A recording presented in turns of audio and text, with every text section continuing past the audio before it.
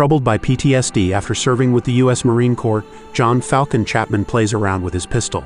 Heading to a convenience store later, he remains seemingly unfazed when a couple of robbers get there. Instead, he challenges one of them to shoot him. Enraged when the guy hesitates and refuses to shoot, John disarms him before knocking him out. His partner meets the same fate before John returns the money they stole from the store's till and heads home. Continuing to be haunted by his memories, however, he resorts to a rigorous exercise routine to vent his anger. The next morning, he is woken up by the arrival of his sister Cindy, whom he was supposed to pick up from the airport. Over their meal that evening, she tells him about the wedding she attended. Knowing her brother, she then asks whether he has been taking his medications and figures out that he never got his prescription refilled after running out and simply replaced the pills with mints. Scolding him about it, Cindy then tells him that she will be going back to Brazil the next day. He mentions his fear about her living conditions in the shanty neighborhood there, but she assures him that she manages fine by herself. John is asleep when she leaves in the morning and gets to Rio. Subsequently, a cop, Catarina da Silva, is directed to a thoroughly injured Cindy on the shore. At the American consulate in Rio, detectives Thiago Santo and Carlo Baroro meet diplomat Manny Ridley, who is a veteran himself. Learning about Cindy's state while working for an American non-profit organization, Manny immediately contacts John. While he prepares to get to Rio, Catarina asks about Cindy in her neighborhood. Hearing sudden gunfire, she rushes to find the cause of the commotion and spots Thiago and Carlo wrapping up their raid. Intrigued that weapons were caught in the same neighborhood where Cindy was found in her state a few days ago, Thiago confronts Catarina about the case's progress. Unimpressed with no leads on the case, he mentions working on it further in his way, which is certainly more aggressive than her methods. Attacked by a local just then, Thiago puts his gun up along with numerous others in the crowd. With the cops and the entire gang on alert, he then offers a deal in the form of a duel between the best fighters on both sides. Carlo then takes on the gang's best fighter, who turns out to be no match for him, exactly like Thiago expected. The gang is eventually forced to surrender, and Thiago promises to keep returning to the neighborhood until they find Cindy's culprit. At Rio's airport, meanwhile, John meets Manny. Once they get to the hospital, Cindy's doctor informs John about having put her in an induced coma to help her recover faster. Thiago meets John there and assures him of finding the culprit. Insisting on being taken to where Cindy was found, John is driven there by Thiago later, who also tells him about the rising criminal activities in the area. Approaching Catarina, Thiago introduces John as Cindy's brother, just before John's instinct takes over upon hearing a loud bang, and he hastily grabs Catarina's gun. Diffusing the situation by blaming his reaction on jet lag, John then accompanies Catarina to where she had found Cindy. Refusing to believe that there were no witnesses, John learns that while the neighborhood is overrun with the narcotics trade, the residents protect the business since the gangs ensure the provision of several facilities like daycare, healthcare, and education.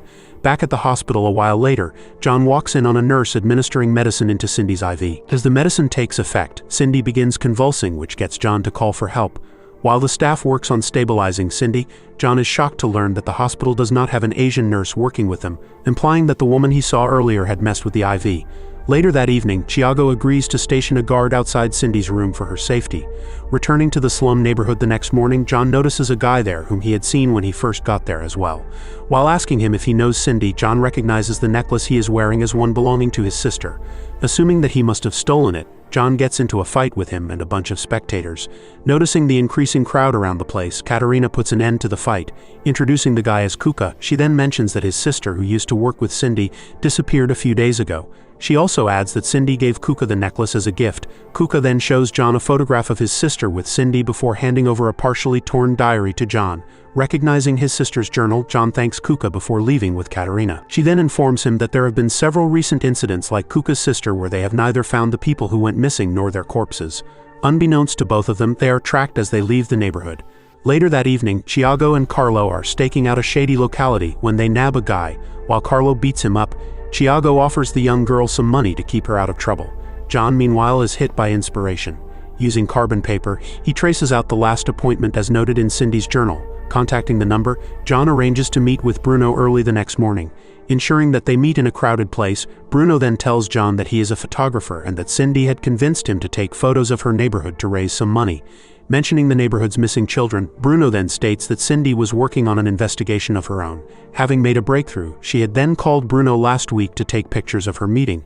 However, Bruno says that he doesn't know anything about the meeting and that he only took the photos as he was asked to. When he refuses to give John the copies of the photos, John discreetly grabs the USB drive. To his shock, however, Bruno loses his life as his car blows up.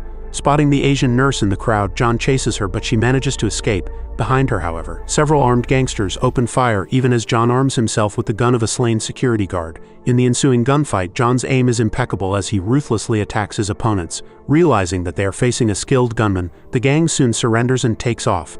Heading over to Manny's office later, John goes through the photos that Bruno took.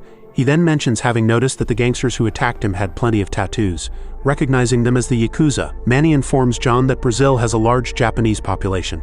The two then look closely at one of Bruno's photos and Manny recognizes the name of a local nightclub. Promptly heading over, John recognizes the DJ as the guy from Bruno's photos. Spotting him head towards the washroom a while later, John follows him there.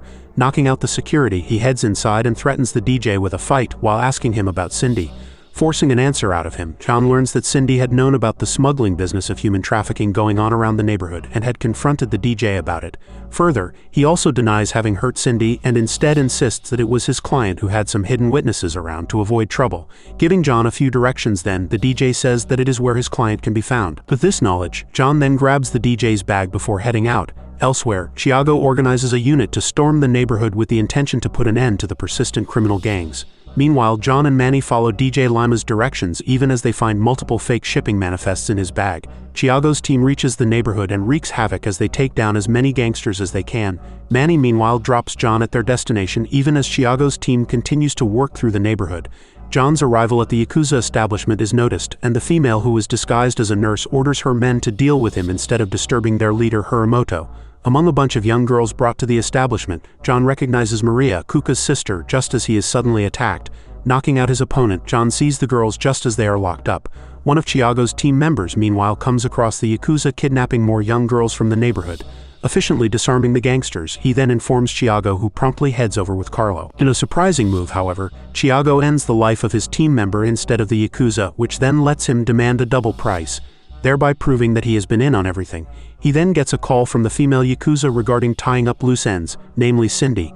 When he states that everyone that Cindy would have spoken to has already passed, he is assured of receiving his payment at the docks. Back at the Yakuza establishment, Hiramoto is finally informed of John causing them trouble.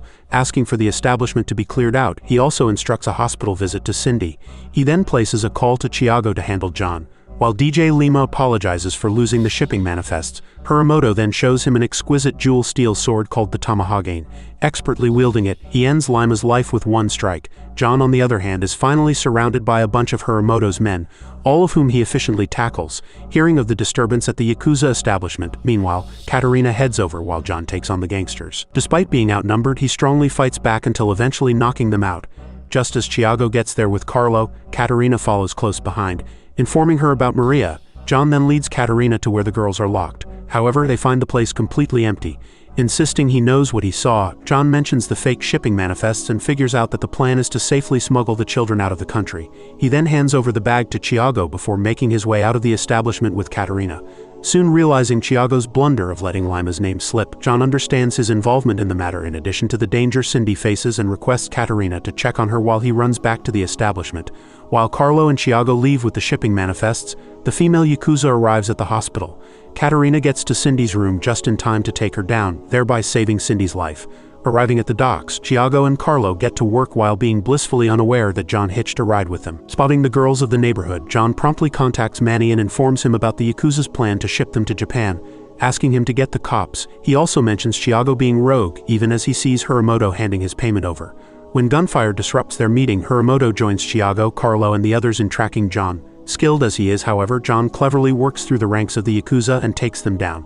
Smartly switching out weapons, he even arms himself with a knife just before facing Thiago and Carlo. When Carlo knocks out John's gun and knife, an intense hand-to-hand combat takes place between the best fighter cop and the highly skilled soldier. Seeing Carlo get subdued, Thiago enters the fray. However, his rage proves to be of no match to John, for whom this fight is personal. While he gears up to tackle both the detectives together, Hiramoto and his sword get to the fight as well. Despite being unarmed, John takes on his three opponents simultaneously in a fast-paced battle of strength.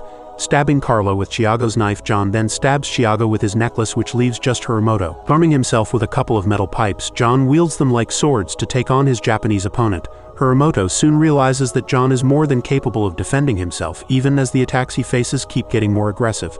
mentioning that John is a better fighter than Cindy works against Hiramoto as John attacks with a renewed determination to overwhelm him. Breaking multiple bones, John eventually smashes Hiramoto's head and knocks him out. Approaching a heavily injured Chiago then, John is given the keys to his locker at the police station. In the locker, Chiago states, is a list of all the people in Hiramoto's pocket, including cops, courts, and even government executives. Asking John to get Katarina's help with exposing the truth, Chiago then mentions that he truly had nothing to do with Cindy's attack. Just then, Hiramoto looks to attack yet again, and John ruthlessly shoots him several times until he is taken out. Chiago then requests John to give him a gun so he can take matters of his life into his own hands. Granting Chiago's wish, John makes his way out even as he hears the sound of a gunshot. Rescuing all the girls then, John and Katarina ensure that they get the medical attention they need. Subsequently, Cindy wakes up to the relief of having her brother around. Her doctor then informs John of the long recovery process that awaits her, which could easily take several years because of her severe injuries. Realizing that he would have to stay in Rio with her while she recuperates, John agrees with Manny's suggestion to take up a job with the State Department, as it would also pay for Cindy's medical bills. Having anticipated John's response, Manny immediately hands him his first covert assignment.